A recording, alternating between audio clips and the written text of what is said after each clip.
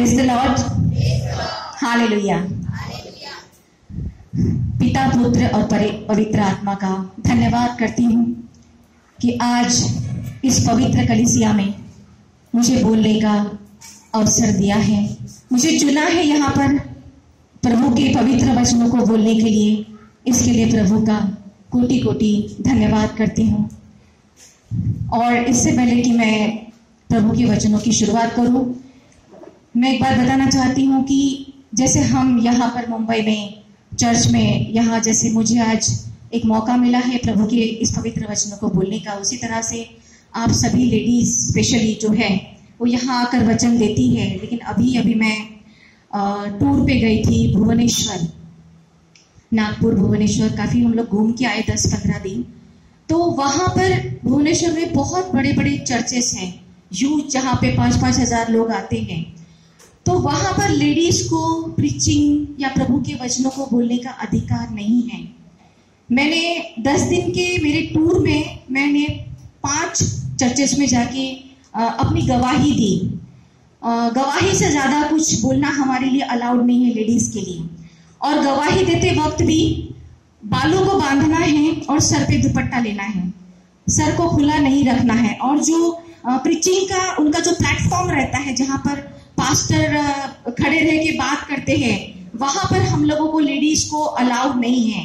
तो मुझे बड़ा अजीब सा फील हुआ। मुझे लगा कि हम सब प्रभु के ईश्वर के बच्चे हैं, फिर ऐसा क्यों हमारे लिए। तो मुझे लगा कि हम लोग मुंबई में हैं और यहाँ अब्रॉड में भी, बाहर हमारे हिंदुस्तान के बाहर सब जगह लेडीज पास्टर बहुत ज्यादा है, लेडीज प्रीचर्स बहुत ज्यादा है। तो इस बात की मुझे खुशी हुई कि कम से कम हम लोग भुवनेश्वर जैसी जगह पर नहीं है जहां लेडीज को वहां पर प्लेटफॉर्म पे खड़े रहने का भी हक नहीं है। मैंने जितनी भी जगह पर अपनी साक्षी दी, मैंने उसके वीडियोस दिखाए थे पास्टर जब घर में आए थे तभी। तो मैंने ऐसी साक्षी दी कि उसके अंदर मैंने अपने वचन डाल दिए और मैंने उसको 2 in 1 कर दिया, साक्षी प्लस वचन। और इस तरह से मैंने वहां पर पूरा किया। 5 अलग अलग बड़े बड़े चर्चेस में मुझे ईश्वर ने मौका दिया बोलने का और मुझे इस बात की बहुत खुशी है। एनीवे, तो बढ़ते हैं हम आगे और वचनों की तरफ बढ़ते हैं। आज का सब्जेक्ट जो मैंने चुना है वो है अनआंसर्ड प्रेयर्स, मतलब ऐसी हमारी प्रार्थनाएं जिनका जवाब हमें ईश्वर की ओर से नहीं मिलता है। क्यों नहीं मिलता? ये सवाल हम सबको हमेशा होता है कि हम लोग भी दिल से प्रार्थना करते हैं, मन से प्रार्थना करते हैं, जैसा कहा है वैसी प्रार्थना करते हैं, फिर हमें अपनी प्रार्थना का जवाब ईश्वर की ओर से क्यों नहीं मिलता है? इस बुक में लिखा हुआ है, पवित्र बाइबल में लिखा हुआ है कि मांगो तो मिलेगा, खटखटाओ तो तुम्हारे लिए खोला जाएगा। और ये पुस्तक जो है, ये बुक जो है, ये सत्य है। हम झूठे हैं, हमारे आसपास झूठ है, लेकिन ये पुस्तक जो है ईश्वर की पुस्तक है, इसमें कुछ भी झूठ नहीं है। अगर इसमें झूठ नहीं है तो फिर हमारी प्रेयर्स, हम लोग जो रोज मांगते रहते हैं, वो सारी की सारी पूरी क्यों नहीं होती है? ये सवाल मुझे भी होता था, ऐसा क्यों है? मांगते तो हम लोग हैं, कितनी सारी चीजें जो हमें चाहिए। मुझे पता है जिनके पास बहुत सारा पैसा है वो भी मांगते हैं, जिनके पास नहीं है वो भी मांगते हैं। क्यों? क्योंकि मन की इच्छा है।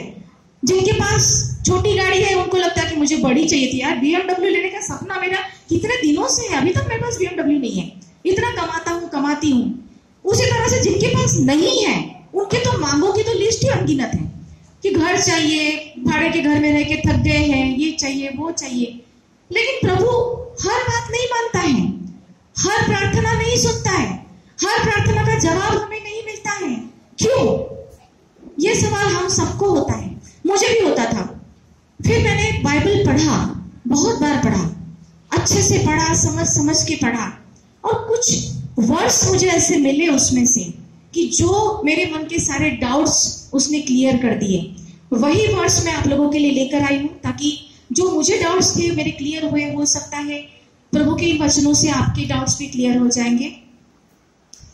पहला एक कारण मुझे लगता है जिसकी वजह से हमारी प्रार्थनाएं स्वीकार नहीं होती या हमें प्रार्थनाओं का उत्तर नहीं मिलता, वो है अनुचित मांग। हम लोग ऐसी चीजें मांगते हैं जो जायज नहीं है, जायज नहीं का मतलब यह है कि हम वो मांगते हैं जो हमें चाहिए, जो हमें चाहिए ऐसी हमारी इच्छा है। अब मैं बोलती हूँ कि मुझे कोई फिल्म स्टार है, मुझे बहुत पसंद है, आई लाइक हिम, वो मुझे मेरे घर पे आना चाहिए, मेरे घर में बैठ के खाना खाना चाहिए। क्या ये पॉसिबल है? नहीं है, वो नहीं आएगा, कभी भी नहीं आएगा। चाहे मैं ईश्वर के सामने सर फोड़ दूं तो भी वो नहीं आएगा। या मैं सोचूंगी कि मुझे एक बहुत बड़ा 10 करोड़ का डायमंड नेकलेस चाहिए, मिलेगा? नहीं मिलेगा, नॉट पॉसिबल। क्योंकि हमारी मांगे जो है वो अनुचित है। हम वो चीजें मांगते हैं जो हमें चाहिए। हम लोग ये नहीं देखते कि ईश्वर की इच्छा क्या है। अगर उसने हमें बनाया है, अगर उसने हमारी हर एक जरूरत का ख्याल रखा है, कहते हैं ईश्वर जानता है कि आपकी जरूरतें क्या है और वो हर तरह से उसे पूरी करने की कोशिश करेगा। वो आपकी कोई भी चीजों में आपकी किसी भी जरूरत को खाली नहीं छोड़ेगा। लेकिन हमको क्या पड़ी, ईश्वर को क्या लगता है, ईश्वर की क्या इच्छा है, हमें उससे क्या, हमें तो हमारी इच्छा, हमारी डिमांड पूरी करनी है और वही चीज हम मांगते हैं। बाबा मेरे घर का सोफा पुराना हो गया, मुझे नया सोफा चाहिए। भगवान चाहिए मतलब चाहिए, ईश्वर चाहिए मुझे। मैं प्रेयर करूंगी सुबह उठ के, दोपहर को, शाम को करूंगी, लेकिन मुझे चाहिए। नहीं है ईश्वर की इच्छा, कहां से मिलेगा? और मोस्टली हमारी जो जरूरतें होती है वो हमारे एक वर्स मैं बताती हूँ, मत्ती में 6:8 में लिखा है, 6 अध्याय में 8 वचन लिखा है। यस, 6 में 8 है।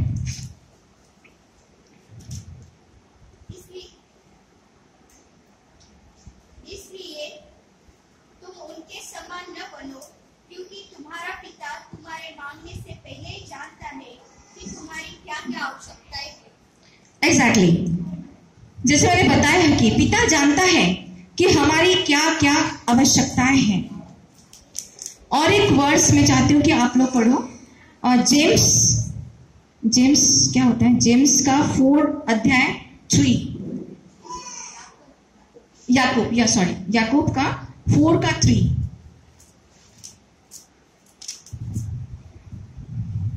तुम मांगते हो और पाते नहीं, इसलिए कि बुरी इच्छा से मांगते हो ताकि अपने भोग विलास में उड़ा दो। Got it? तुम मांगते हो और पाते नहीं हो।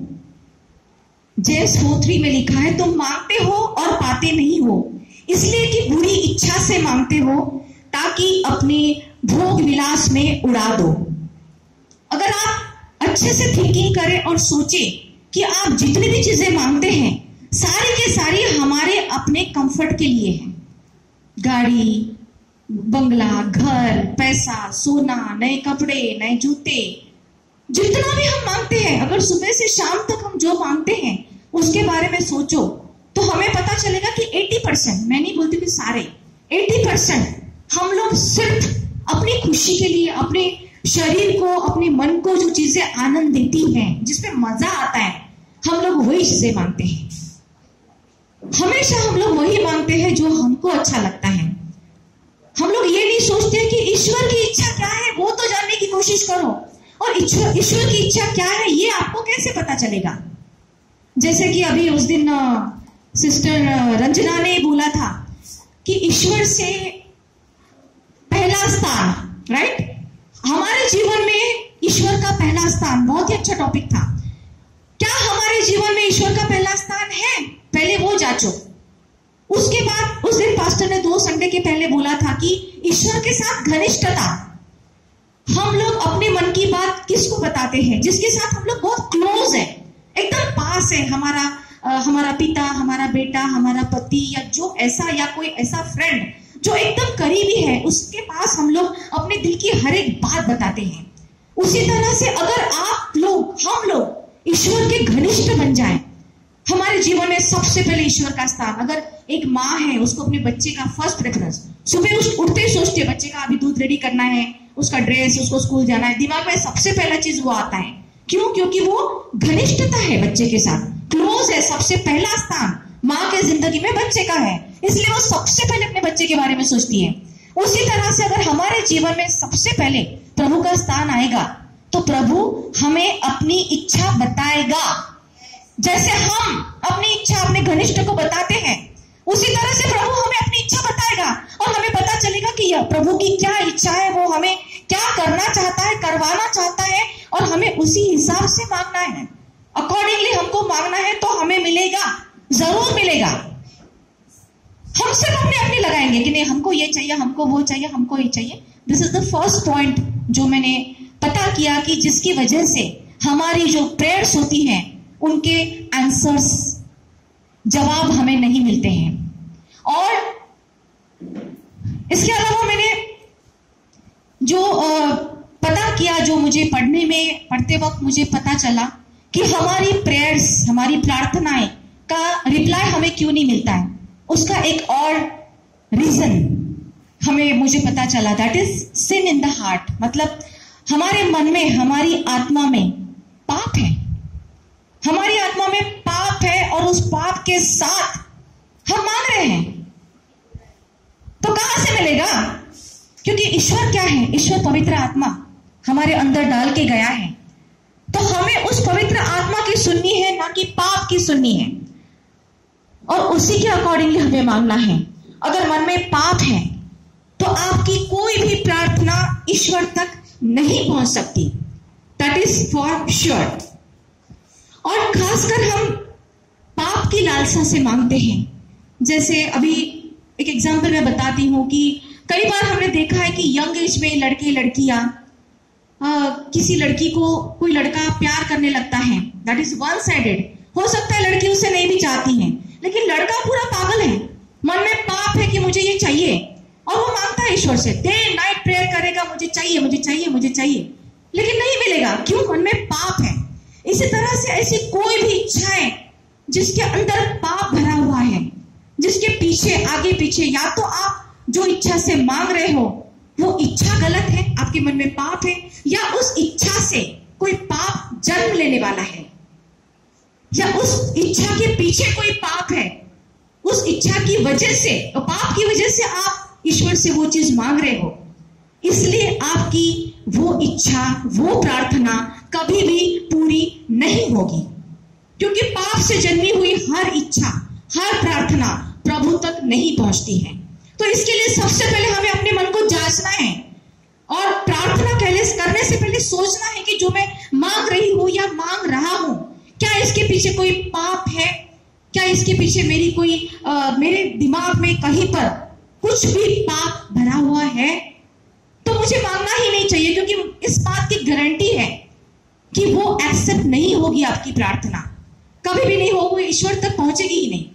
इसके लिए तो सेकंड रीजन मैंने जो फाइंड आउट किया, जिससे कि हमारी प्रार्थनाएं ईश्वर तक नहीं पहुंचती है और उसका जवाब नहीं मिलता है, उसका दूसरा रीजन ये है कि आपके मन में पाप है।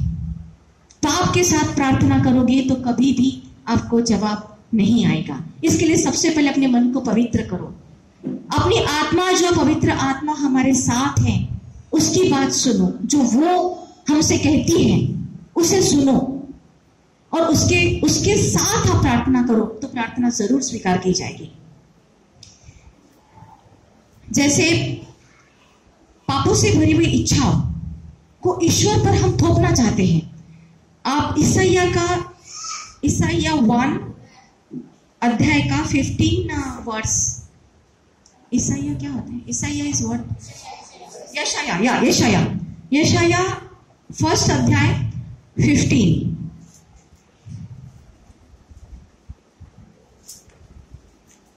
बहुत बार हम लोग दूसरों का बुरा करने के लिए भी मांगते हैं।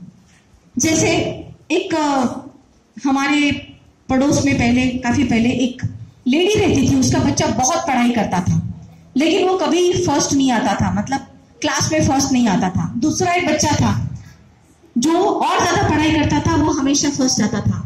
तो ये लड़की हमेशा प्रेयर में, चर्च में जाएगी, वो यही प्रेयर करेगी कि जो दूसरा बच्चा फर्स्ट आता है वो किसी कारणवश उसका बुरा हो जाए, वो एग्जाम में बैठे नहीं, वो बीमार हो जाए, ताकि मेरा बच्चा फर्स्ट हो जाए क्लास में। इस तरह की प्रेयर करेंगे और इस तरह की मांगे, डिमांड्स आप ईश्वर से करेंगे तो आपकी मांगे कभी भी पूरी नहीं होगी। या यू गॉट इट ईसाइया? जब तुम मेरी ओर हाथ फैलाओ तब मैं तुमसे मुख फेर लूंगा।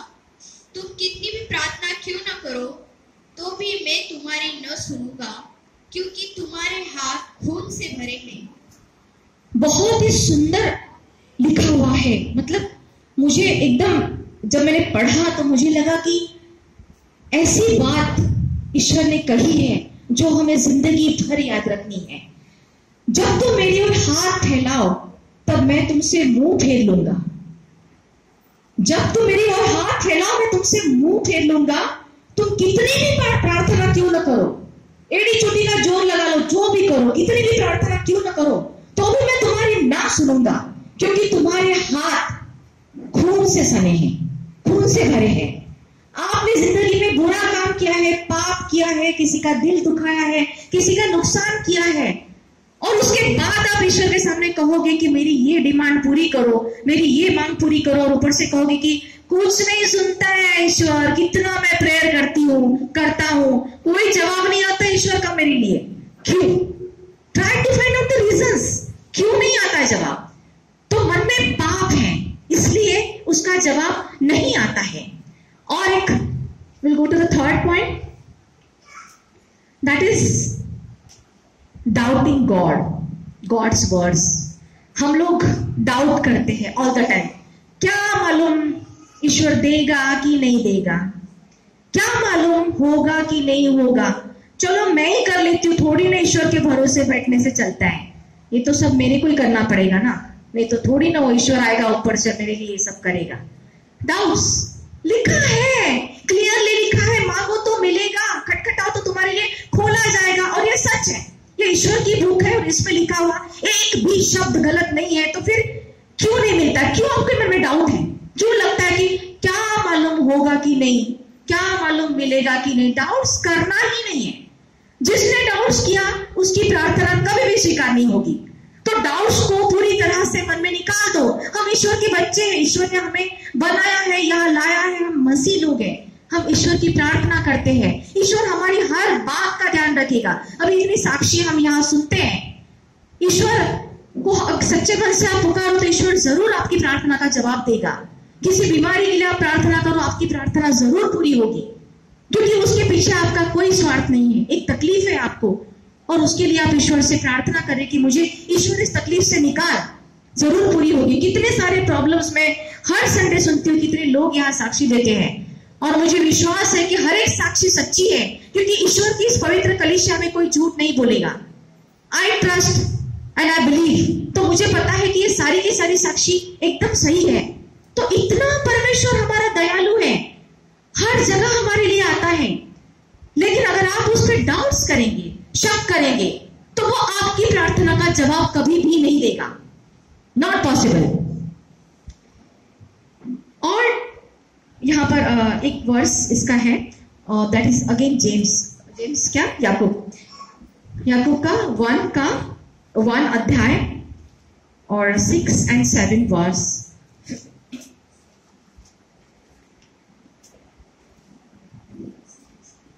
पर विश्वास से मांगे और कुछ संदेह न करे, क्योंकि संदेह करने वाला समुद्र के लहर के समान है, जो हवा से बहती और उछलती है। ऐसा मनुष्य यह न समझे कि मुझे प्रभु से कुछ मिलेगा।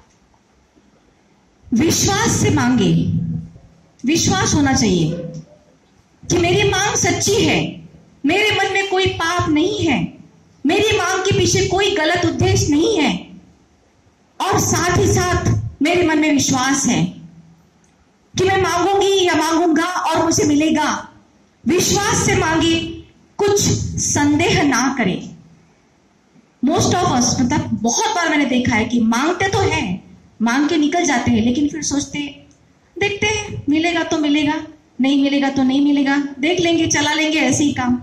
ये क्या है? संदेह है। संदेह मन में रख के मांगो ही मत। बेटर यू डोंट आस्क, मत मांगो, कोई प्रार्थना मत करो। संदेह मन में है, देगा कि नहीं देगा, तो क्यों मांगते हो? मन को एकदम साफ कर दो। विश्वास है देगा, मेरी प्रार्थना गलत नहीं है, मैं कोई गलत मकसद से नहीं मांग रहा हूं, मुझे क्यों नहीं मिलेगा, जरूर मिलेगा। तो मन में संदेह मत रखो और मांगो। क्योंकि संदेह करने वाला समुद्र की लहर के समान होता है। समुद्र की लहर आती है जाती है, कभी इधर कभी उधर कभी उधर, उसका कोई ठिकाना नहीं होता है, स्टेडी कुछ भी नहीं है, सब मूव, एवरीथिंग इज मूविंग। तो समुद्र की लहर के समान होता है जो हवा से बहती और उछलती है। जैसे हवा आएगी, जैसे हम लोग देखते हैं अच्छा टाइम आया, छोड़ना क्या, ईश्वर को प्रार्थना करना, अभी तो सब अच्छा चल रहा है, घर में है, बैंक बैलेंस अच्छा है, सब है, रोज खाना पीना मिल रहा है, देखेंगे टाइम मिलेगा तो थोड़ा 5-10 मिनट कर लेंगे। अगर बड़ी प्रॉब्लम आ गई, कुछ एकदम बड़ा कर्जा आ गया, कुछ आ गया, डे नाइट बैठेंगे, सुबह दोपहर शाम प्रार्थना प्रार्थना प्रार्थना, मेरी संकट से बचा। सो आपकी जो प्रार्थना है वो इज मूविंग लाइक ऐसे ऐसे ऐसे जा रही है, कभी ज्यादा कभी कम, कभी ज्यादा। सुख में भी करो प्रार्थना, खुश है तो भी करो, धन्यवाद की प्रार्थना करो। जब प्रॉब्लम है तो हम लोग अपनी प्रार्थना को मॉडिफाई करते हैं कि ज्यादा बड़ा दुख है तो बड़ी प्रार्थना, छोटा सा दुख है 2 मिनट की प्रार्थना, कुछ भी दुख नहीं है थैंक यू गॉड बोला निकल गए, दैट्स इट। तो ये जो मॉडिफिकेशन है ये जो मॉडिफिकेशन है ये ईश्वर को बिल्कुल पसंद नहीं है, बिल्कुल पसंद नहीं है। क्या आप अपने बच्चे के साथ या अपने पिता, घर में जो भी आपके क्लोज है, जैसे मैंने बताया घनिष्ठता वाली बात जो कही, तो उनके साथ आप ऐसा करते हो क्या कि आज आपकी बैंक में बहुत पैसा है तो पापा आज आप बहुत सारा खाना खा लो, जो चाहिए नए कपड़े खरीद लो, नहीं है चलो निकलो इधर से, आज कुछ नहीं मिलेगा आपको, खाना पीना कुछ नहीं मिलेगा, निकलो इधर से, करते हो क्या? हम हमेशा अपने जो क्लोज लोग हैं, अपने जो प्रिय हैं, उनसे हम लोग इक्वल बिहेवियर करते हैं हमेशा, चाहे सुख हो या दुख हो। तो ईश्वर के साथ ऐसा भेदभाव क्यों? क्यों? जब खुशी है तो कुछ याद ही नहीं करना है उसको, या करना भी है तो 2-3 मिनट के लिए, और अगर दुख आ पड़े तो एकदम चिल्ला के भगवान मुझे बचा, ईश्वर मेरा ये कर, मेरा वो कर, मेरा वो कर। So this is what like मन में जो है आपके डाउट्स हमेशा भरे रहते हैं। ऐसा मनुष्य ये ना समझे कि प्रभु से उसे कुछ मिलेगा। जिनके मन में डाउट्स हैं उनकी प्रार्थनाएं ईश्वर न सुनता है, न उसका कोई जवाब आपको मिलता है। तो मन से सबसे पहले आप डाउट्स निकाल दो कि कभी आपकी प्रार्थना नहीं सुनी जाएगी। जरूर सुनी जाएगी, जवाब भी मिलेगा, लेकिन समय पे मिलेगा। ऐसा नहीं कि अरे एटीएम मशीन है, आज मैंने बोला मुझे 10,000 की जरूरत है, डाला एटीएम कार्ड और निकाला, आज के आज मुझे 10,000 मांगता है, मीन्स मांगता है। ऐसा नहीं होता है, नहीं देता है। जब आपका समय आएगा, जब ईश्वर की इच्छा होगी तब आपको देगा। यहाँ हम लोग आगे के 10-10 साल की प्लानिंग करते हैं, मुझे ये करना है, मुझे ये यहाँ पे एक नया फ्लैट लेना है, मुझे अपने बच्चे को फॉरेन भेजना है, मुझे ये करना है, मुझे वो करना है। क्यों करते हैं हम लोग प्लान? जबकि हमको भी पता है कि कल क्या होगा किसी को पता नहीं है, लेकिन हम लोग फिर भी प्लान करते हैं क्योंकि हम समझते कि हमारी जिंदगी हम चला रहे हैं, वी आर द बॉस, हम बॉस है, हमारी जिंदगी हम चला रहे हैं, हम प्लान कर रहे हैं, हमारे हिसाब से अकॉर्डिंगली हमारी जिंदगी चलेगी। जबकि हमें पता है कि हमारी जिंदगी हमारी वजह से नहीं चल रही, ईश्वर की वजह से चल रही है। हमारी जिंदगी का एक एक सांस जो हम लोग ले रहे हैं, एक एक काम जो हम लोग कर रहे हैं, एक एक निवाला जो हम लोग खा रहे हैं, वो सब ईश्वर की मर्जी से हो रहा है। फिर हम लोग क्यों अपने प्लान्स बनाते रहते हैं? क्योंकि हम लोग ईश्वर पे डाउट करते हैं।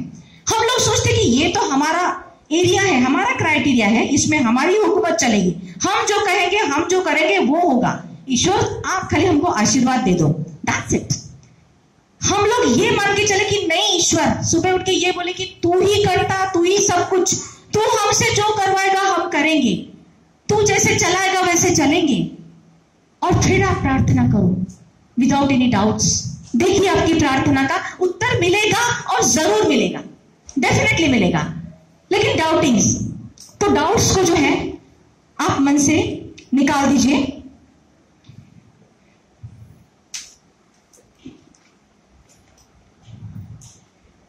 अभी जैसे हमारे में से बहुत सारे लोग ऐसे हैं, मुझसे भी बात होती है जब मैं चर्चेस में जाती हूँ, बाहर मिलती हूँ, तो मुझे एक दो ने ऐसा सवाल पूछा, जैसे मैंने कहा डाउट के बारे में, मुझे कहा कि ईश्वर दिखता कहाँ है? ईश्वर पे विश्वास करना है, विश्वास करना है, विश्वास करना है, आई नो, लेकिन ईश्वर हमें दिखता कहाँ है? ऐसे भी लोग मुझे मिले जिन्होंने पूछा, और उनको जवाब देने के लिए मुझे सोचना पड़ा। हाँ, महसूस, मैंने कहा कि आप ईश्वर को महसूस कर सकते हो, तो कैसे? क्या आप हवा को देख सकते हो? आपको पता है कि हवा कैसे कलर की है, कैसा शेप है उसका, कैसा स्मेल है, क्या क्या टाइप की हवा है, कितनी बड़ी है, उसका आकार क्या है? किसी को पता है? कोई बता सकता है हवा कैसी है?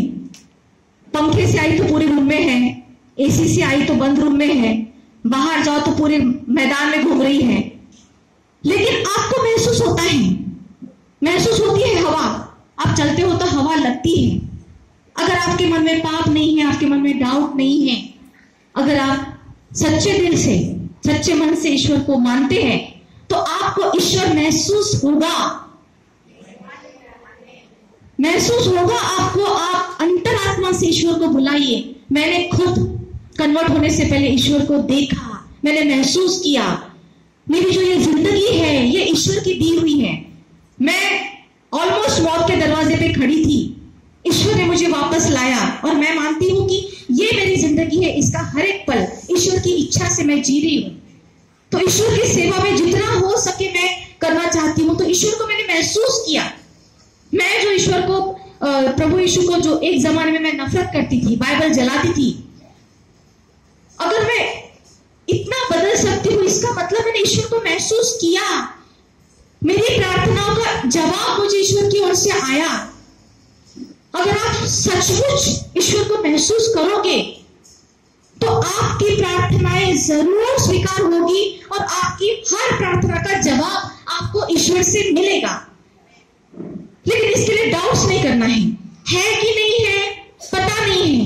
ये बात कभी भी आपके मन में, आपके जुबान पे, आपकी कृति में कहीं पर भी ये बात नहीं आनी चाहिए कि ईश्वर है कि नहीं है। He is there, of course वो है, हमारे आसपास है। जैसे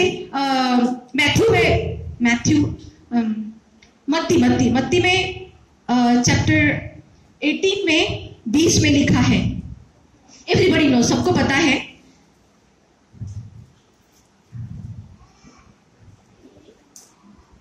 इट्स सिंपल वन, जहां 2 या 3 मेरे नाम से इकट्ठा होते हैं, वहां मैं उनके बीच में होता हूं।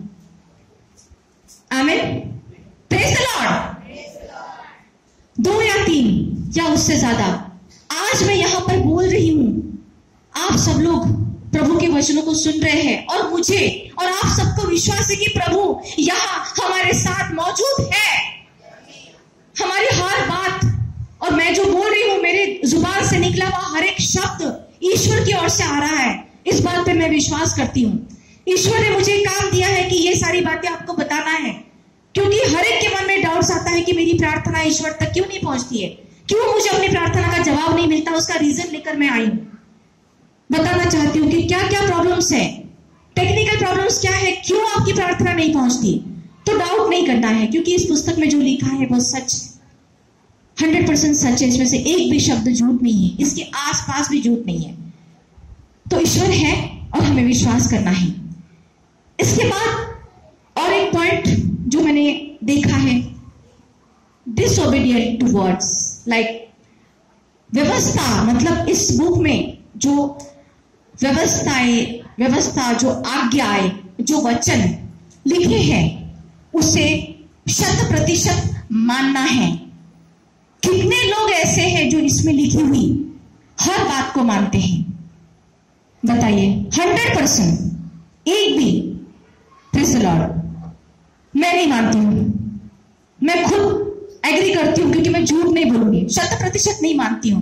कोशिश जरूर करती हूं, कोशिश करती रहती हूं कि नहीं, इसमें जो लिखा है 10 कमांडमेंट्स या 7 डेडली सीन्स, जो भी चीजें लिखी हुई है उसको मैं मानूं। मैं अपनी तरफ से एड़ी चोटी का जोर लगाती हूँ कि नहीं, मैं बिल्कुल इसे 100% मानूं, लेकिन कहीं ना कहीं कुछ ना कुछ कसर रह जाती है मानने में। ये बात आई थिंक सब लोग मानते हैं। तो डिसओबीडिएंट मतलब इस पुस्तक के वचनों को नहीं मानना, इन वचनों को स्वीकार नहीं करना। ये अगर आप करते हो तो आपकी प्रार्थनाएं ईश्वर तक नहीं पहुंचेंगी, क्योंकि ये पुस्तक लिखी गई है इसलिए कि आप इन्हें माने। कितने लोग तो ऐसे सिर्फ पढ़ने के लिए बाइबल पढ़ते हैं, जस्ट लाइक अ नॉवेल, की चलो लिया, पढ़ लिया, भूल गए।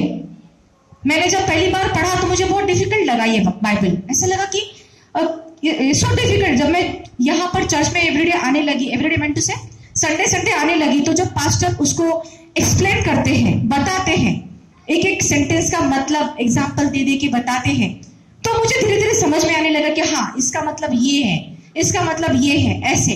और फिर मैंने समझकर बाइबल को पढ़ना शुरू किया, और स्पेशली नीति वचन जो है उसमें बहुत ही क्लियरली, बहुत ही सिंपल भाषा में लिखा है कि आपका डे टू डे, पूरे दिन सुबह से शाम तक का बिहेवियर क्या होना चाहिए, कैसे होना चाहिए। हम लोग सुबह बाइबल पढ़ के निकलते हैं, फॉर एग्जाम्पल ट्रेन में घुस गए, भीड़ है, किसी ने पैर पे पैर मारा, थप्पा जोर से, एक गाली निकली, एक ना एक श्राप निकला। इससे तो कोई मुझे नहीं लगता उभर के बाहर आया। आता है गुस्सा, तुझा वॉट एवर इट इज। तो ये होता है। इसका मतलब क्या है कि हम लोग सुबह तो पढ़ के गए, इसमें लिखा है क्रोध मत करो, अपशब्द मत बोलो, ये मत करो, वो मत करो, लेकिन जब गाड़ी चलानी है तब पता चलता है कि ये सब तो निकल गया। सुबह आधा घंटा पढ़ा था, लेकिन क्या पढ़ा था वो दिन भर तो याद नहीं रहता है। तो ये होता है। तो हम लोग जाने अनजाने में ये जो वचन है, ये जो आज्ञाएं हैं, उनको डिसोबे करते हैं, नहीं मानते हैं। ऐसा नहीं है कि जानबूझ के करते हैं, सब लोग मसीह है, सब लोग प्रे करते हैं, सब लोग प्रभु को मानते हैं। खासकर हम लोग बहुत लकी लोग हैं, बहुत नसीब वाले हैं कि हमें इस पुस्तक का जो गोल्डन वर्ड्स है, इतना कीमती जो खजाना है वो हमारे पास है, और हमें मौका है ये खजाने से सारे जेम्स, सारे हीरे जवाहरात लेने का, और उसे अपनी जिंदगी में डालने का, और अपनी जो लाइफ है उसे डेकोरेट करने का। ये हमारे पास खजाना है। सो आई एम वेरी हैप्पी। लेकिन thank you, praise the Lord, praise the Lord. तो अगर हमें इतना सारा खजाना मिला है तो उसको इस्तेमाल क्यों नहीं करें। अगर आपको मैं एक मुट्ठी भर के पर्स में सरो सिस्टर को दे देती हूँ, सरो सिस्टर क्या करेगी, इमीडिएटली उसको धागे में डालेगी, गले में पहन के घूमेगी। लेकिन ये वचन पर्स से भी ज्यादा कीमती है, डायमंड से भी ज्यादा कीमती है। इन्हें लेकर हम लोग घूमते क्यों नहीं है। हमारे डे टू डे लाइफ में इन वचनों को हम लोग इस्तेमाल क्यों नहीं करते हैं। पढ़ा है, मैं मानती हूँ सब लोग पढ़ते हैं, सुबह दोपहर शाम 3 टाइम प्रे करने वाले भी लोग हैं, लेकिन पढ़ा था वो मेमोरी में नहीं रहता है। जैसे मैं अपने आप के बारे में बताती हूँ, मैं मीडिया में हूँ, इवेंट मैनेजमेंट और भी बहुत सारे टीवी शोज एंड एवरीथिंग। हमारी लाइन में ऐसा है कि झूठ बहुत बोला जाता है। पहले जब मैं हिंदू थी तो हमारी जो धार्मिक बुक है उसमें लिखा था कि झूठ बोलना, अगर किसी अच्छे काम के लिए झूठ बोला जाए तो झूठ नहीं होता है, वो झूठ 100 सच के बराबर है। तो मैं उसी फिलॉसफी पर चलती थी, और मैं सोचती थी कि मेरे झूठ से अगर किसी का नुकसान नहीं हो रहा है तो क्यों ना मैं झूठ बोलूं। आई एग्री कि मैं बहुत झूठ बोलती थी। झूठ मतलब 2 टाइप का झूठ मैं बोलती थी। एक तो ब्लफिंग मतलब बढ़ा चढ़ा के बोलना, कोई भी चीज को बढ़ा चढ़ा के बोलती थी, हाँ ऐसा है, हाँ वैसा है, वैसा। एक आदत मुझ में बुरी थी। दूसरी आदत ये थी कि अगर मैंने आज एक कमिटमेंट लिया है, फॉर एग्जाम्पल एक शो का, इवेंट का कुछ कमिटमेंट लिया है, और उससे ज्यादा पैसों का मुझे दूसरा शो आया है सेम डेट में, तो मैं पहले वाले को बोलूंगी आज ना मेरी तबीयत बहुत खराब है, मैं आपका कल का शो नहीं कर पाऊंगी, सॉलिड मेरा बैक पेन हो रहा है, मेरा हेडेक हो रहा है, कुछ भी बोलूंगी। मेरी मम्मी जो 10 साल पहले मर चुकी है उसको मैं दोबारा मार दूंगी। मेरी मम्मी की कल डेथ हो गई है, मैं आपके शो में नहीं आ पाऊंगी, इसलिए झूठ बोलूंगी कि मुझे इधर थोड़ा पैसा ज्यादा मिल रहा है। अगर इसको मैं बताऊं मैं दूसरे शो के लिए आपका शो छोड़ रही हूँ तो इसको बुरा लगेगा, नेक्स्ट टाइम बुलाएगा नहीं, चौकड़ी मार देगा मेरे नाम से। इसके लिए मैं इसको भी पैम्पर करके रख रही हूँ कि नहीं आप ना प्लीज आप बुरा मत मानिए। फिर वो मुझे ओहो सॉरी नहीं आप जाइए, मैं दूसरा किसी को बुक कर लूंगा। तो ये होता था मेरा कि मैं झूठ बहुत बोलती थी। अब जब से मैं प्रभु में आई हूँ और मैंने वचन पढ़ना शुरू किया है, मैंने सबसे पहला काम किया कि चाहे मेरा लाखों का नुकसान हो, चाहे मेरा करियर यहाँ से वहां हो जाए या जो भी हो जाए, मैं 99% कोशिश करती हूँ कि मैं झूठ नहीं बोलूं। लेकिन मैं 99% कहा है, मैंने ये नहीं कहा कि मैं 100% झूठ नहीं बोलती।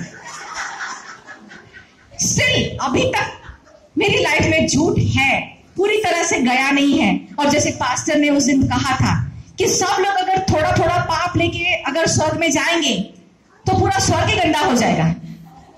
तो इसी तरह से जब तक ये झूठ इज अ सिन, पाप है। कभी मुझे मौका मिला तो मैं 7 डेडली सिंस के बारे में बताऊंगी आप लोगों को। एक शायद सिस्टर मधु ने जेलसी के बारे में बोला था, और भी है, मतलब मेरे पास रेडी है, आई टॉक लेटर ऑन। लेकिन इस तरह से छोटा छोटा पाप हर एक के अंदर है। मेरे अंदर तो बहुत है, बाकी भी सबके अंदर मेरे ख्याल से होगा। मैं ओपनली बताती हूँ, बहुत सारे लोग नहीं बताते। ना मैं तो कभी झूठ नहीं बोलती हूँ बाबा, नो नेवर। और वो ही सबसे ज्यादा झूठ बोलते हैं। स्पेशली जो सेंटेंस उन्होंने बोला है कि मैं झूठ नहीं बोलती, वो सेंटेंस ही झूठा है सबसे पहले, बाकी चीज तो बाद में। तो ये होता है कि डिसओबीडियंस, जो ये पुस्तक की आज्ञाओं में जो लिखा है, उसके साथ आपकी डिसओबीडियंस मतलब ना मानना, उसे ना मानना, ये बात गलत है। तो कोशिश करना चाहिए हमें कि इसमें जो जो आज्ञा लिखी, खासकर हमारे लिए, कि हमें कैसे बिहेव करना चाहिए, जो करना चाहिए, हर एक चीज लिखी है, इतना डिटेलिंग में लिखी है कि सुन के मुझे ऐसा लगता है कि कोई हमें गाइडेंस कर रहा है, हमें अपनी उंगली पकड़कर चला रहा है कि आपको ऐसे करना है, देखो ये करोगे तो गिर जाओगे, ये करोगे तो चोट लगेगी। तो वैसे ये बाइबल हमें बिल्कुल छोटे बच्चे की तरह हमें उंगली पकड़ के हमें ईश्वर चलाता है। सो इसकी आज्ञाओं को आप मानोगे और उसी आज्ञाओं पर आप चलोगे तो आपकी हर प्रार्थना स्वीकार होगी और आपकी हर प्रार्थना का जवाब आपको मिलेगा। इसके बाद नेक्स्ट पॉइंट पे हम जाते हैं, that is very interesting, that is Matthew. Sister Ranjana, Matthew का 6 अध्याय का 7वां वचन पढ़ेंगे आप। मैथ्यू इज मैथ ना, मैथ 6 अध्याय का। प्रार्थना करते समय अन्य जातियों के समान बकबक न करो, क्योंकि वे समझते हैं कि उनके बहुत बोलने से उनकी सुनी जाएगी। बहुत ही सही कहा है कि प्रार्थना करते वक्त अन्य जातियों के समान बकबक ना करो, क्योंकि वे समझते हैं कि उनके बहुत बोलने से उनकी सुनी जाएगी। बहुत बोलते हैं, ईश्वर के सामने एक बार बैठे कि सबसे पहले लंबी लिस्ट, उस दिन पास्टर ने भी बताया था, लंबी लिस्ट लेके बैठे, बाबा मेरे को ये दे देना, ये दे देना, वो दे देना, अच्छा ये मांगना तो भूल गई, अच्छा वो दे देना, ये दे देना, वो दे देना, मतलब बड़ चालू। अभी जैसे एक एग्जाम्पल बताती हूँ कि हम लोग जैसे हम कहीं पर भी ऑफिस में या कॉलेज में या किसी वर्किंग प्लेस में या इवन घर में भी, हमारे आसपास बहुत सारे लोग रहते हैं, कोई रिलेटिव्स है, हमारे फ्रेंड्स है, नेबर्स है, जो भी लोग हैं, हमारे कुलीग, साथ में काम करने वाले, उनमें अगर ऐसा कोई होता है, एक तो एक 100% पकाऊ होता है कि नहीं? आपके सर्कल में पकाऊ तो होता है, पकाऊ आदमी होता है जो जब भी आपको मिलता है या मिलती है वो पकाना चालू कर देता है, इधर उधर की बातें वगैरह। आगे हम लोग क्या करते हैं, थोड़ा सा मैनर्स रखते हैं कि एकदम से बोलने से बुरा लगे, हाँ ठीक है, हाँ बिल्कुल, हाँ जी, ऐसे करके हम लोग क्या करते हैं, टालने की कोशिश करते हैं। लेकिन वो पकाऊ आदमी को पता नहीं चलता है कि वो इतना बोल रहा है कि सामने वाला इंसान पक रहा है, वो अपना बोलता ही जाता है। क्यों? क्योंकि बोलना उसका शौक है, उसको मजा आता है कि इधर बोलूं मैं, उधर बोलूं। उसको जिस दिन कोई कस्टमर नहीं मिलता है बोलने के लिए तो वो बेचैन हो जाता है, क्या करूं, किसके कान के नीचे बजाऊं, क्या करूं, तो ऐसे हो जाता है। तो इसके लिए उसको कोई ना कोई दिन में, दोपहर में, शाम में ऐसा कोई चाहिए। तो जैसे हम ऐसे पकाऊ इंसान से दूर भाग जाते हैं। बहुत बार हमने देखा है कि हम लोग सोसाइटी कंपाउंड में खड़े हैं और सामने से कोई एक लेडी आती है, तो आपस में लेडी, अरे बाप रे आ गई, चल कल्टी ले, निकल, ये पकाएगी, बहुत भेजा फ्राई करेगी, चल निकल इधर से, चल। करते हैं ना हम लोग, बहुत बार करते हैं। चाहे ऑफिस में, कोई ऑफिस में एक ऐसा इंसान होता है जो पकाऊ होता है, उसको देख के सब लोग भागो यार, चलो, ये बहुत भेजा खाएगा, बहुत टाइम वेस्ट करेगा, लाइक दैट। तो जब हम ऐसे लोगों से अगर भागते हैं तो उनके बारे में सोचिए ना। ईश्वर के सामने इतना हम लोग मांगेंगे, बड़बड़ करेंगे, एक चीज 10 बार दोहराते लोग, एक चीज दे बाबा, दे। कितना सुनेगा, कितना? आपको जो मांगना है आप सटीक शब्दों में मांगिए, जो आपकी प्रार्थना है। अगर आप 4 लाइन में मांगेंगे तो भी वहां पहुंचेगी, अगर सही है। 2 लाइन में मांगेंगे तो भी वहां तक पहुंचेगी। हाँ, मांगने के अलावा जो ईश्वर को समझना है, उनकी इच्छाओं को समझना है, उसमें आप ज्यादा समय दो। जैसे कि बाइबल है, बाइबल आप पढ़ो।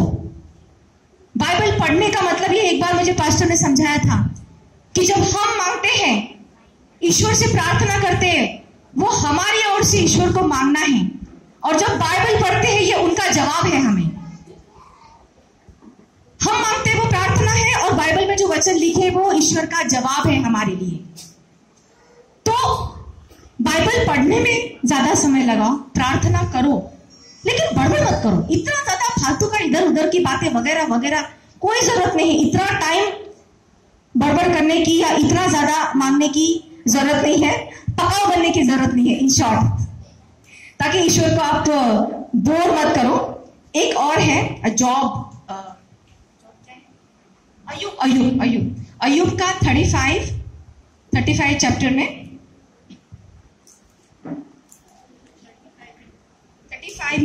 35 चैप्टर और वर्स 13। निश्चय परमेश्वर व्यर्थ बातें कभी नहीं सुनता और न सर्वशक्तिमान उन पर चित्त लगाता है।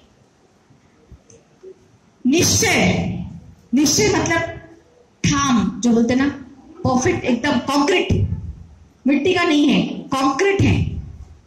निश्चय परमेश्वर व्यर्थ बातें कभी नहीं सुनता है।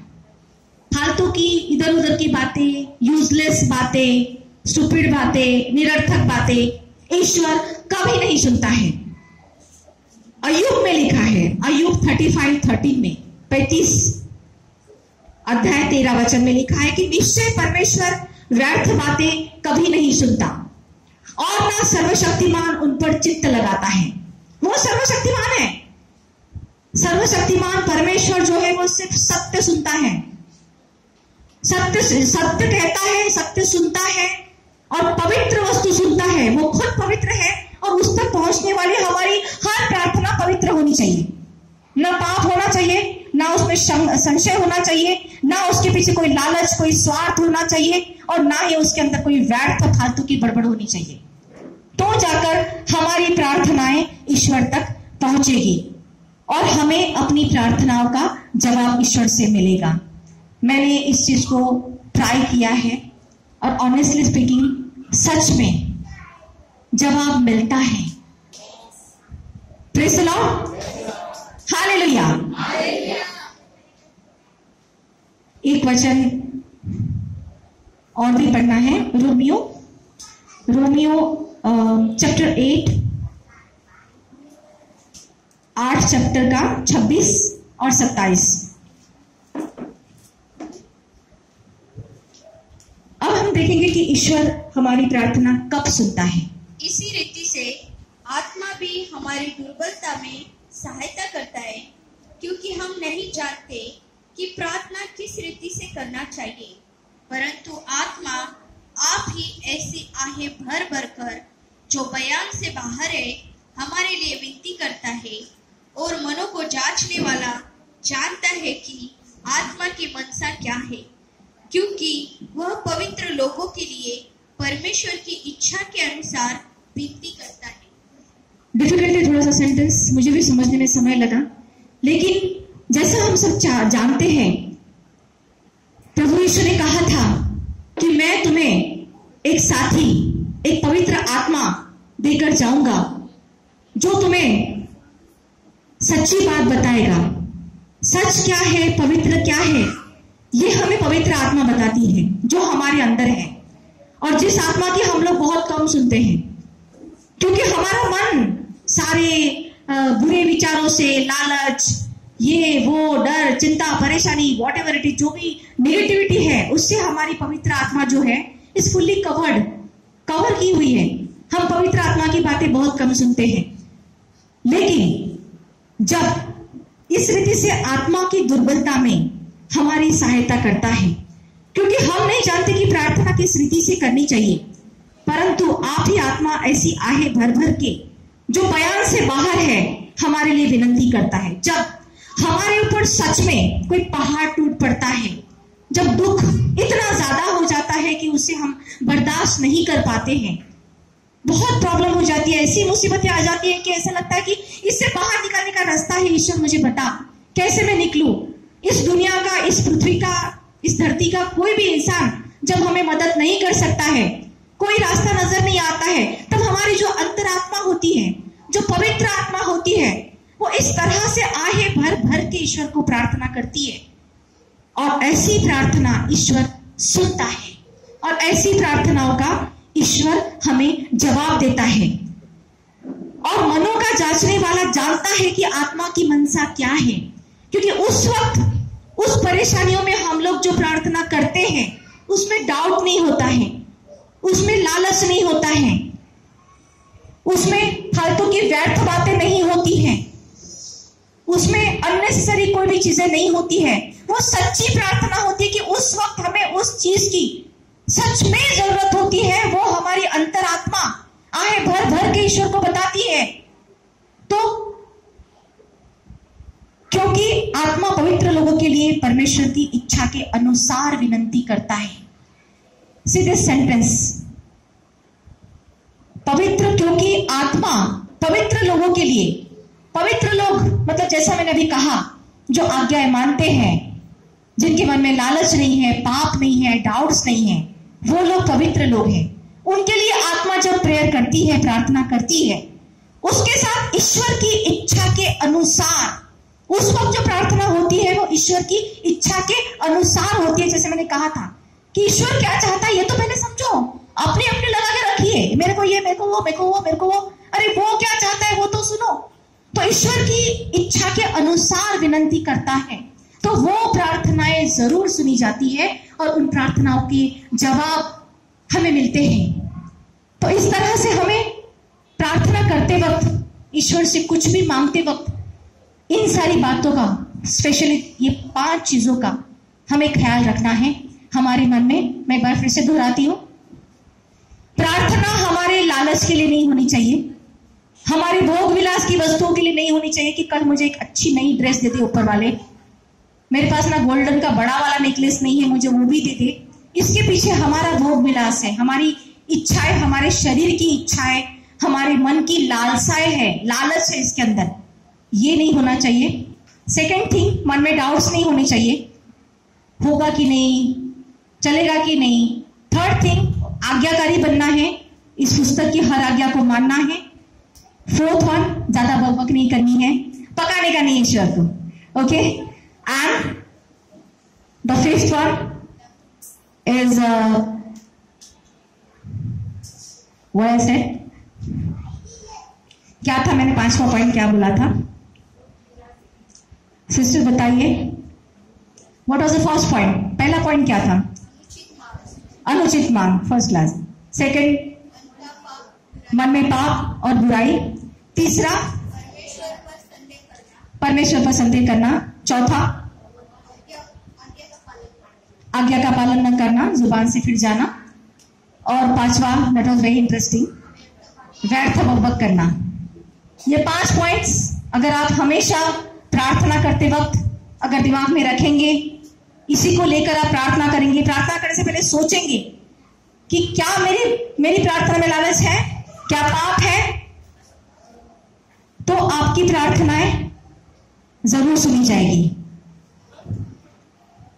अभी यूहन्ना 3:22, यूहन्ना 3:22,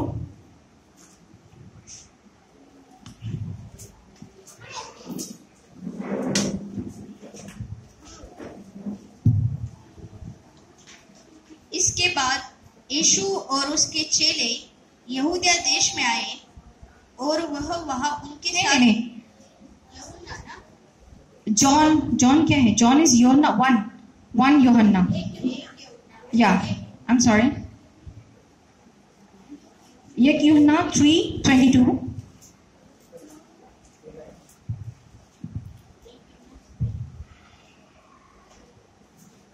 और जो कुछ हम मांगते हैं वह हमें उससे मिलता है, क्योंकि हम उसकी आज्ञाओं को मानते हैं और जो उसे भाता है वही करते हैं। और जो कुछ हम मांगते हैं वह हमें मिलता है, जो कुछ हम मांगते हैं वह हमें उससे मिलता है, क्योंकि हम उसकी आज्ञाएं मानते हैं और जो उसे भाता है वही करते हैं। जब हम वो कुछ करने लगेंगे जो उसे भाता है, तो हमारी हर प्रार्थनाएं, हर आज्ञाएं कबूल होगी और हमें उनका जवाब मिलेगा। एक लाइन्स मैंने कहीं पढ़ी थी किसी बुक में, उसमें लिखा था कि हम करते वही है जो हम चाहते हैं, पर होता वही है जो ईश्वर चाहता है। तू कर वही जो ईश्वर चाहता है, फिर होगा वही जो तू चाहता है। इतना मीनिंगफुल लाइन, जहां भी पढ़ा, आई डोंट रिमेंबर मैंने कहां पढ़ा, लेकिन ये लाइन मेरे दिलो दिमाग पर छा गया कि कितनी सच बात है इन दो लाइन्स में, कि हम हमेशा वही करते हैं जो हमको चाहिए, लेकिन होता दास है, उनके बच्चे हैं, हम उनके चरणों में हैं। हमारी इच्छा नहीं होगी पूरी जब तक हम उनकी इच्छा नहीं मानेंगे। तो अगर हम उनकी इच्छा मानेंगे तो हमें मिलेगा वो सब कुछ जो हम मांगते हैं। Okay, praise the Lord, hallelujah. और मैं प्रार्थना के लिए ब्रदर को बुलाती हूँ।